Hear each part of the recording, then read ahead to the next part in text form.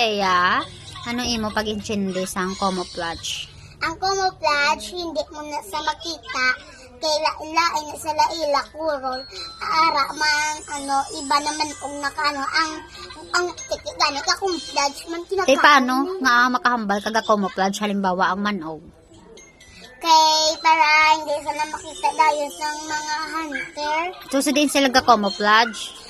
sa mga pwede mas sa kababaw atop na gaya-gaya, Gaya-gaya ang ano?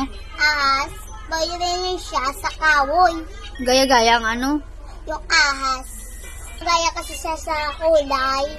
Kaya yun, hindi sila nakakita na gustong pumatay sila. Kaya nanakalab na lang sila.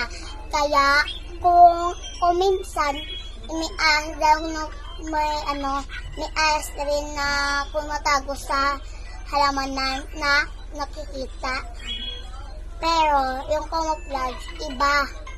Bakit? Yung camouflage naman, pwede rin siya sa kahoy o sa iba na bunga ng mga prutas at mga hilamon.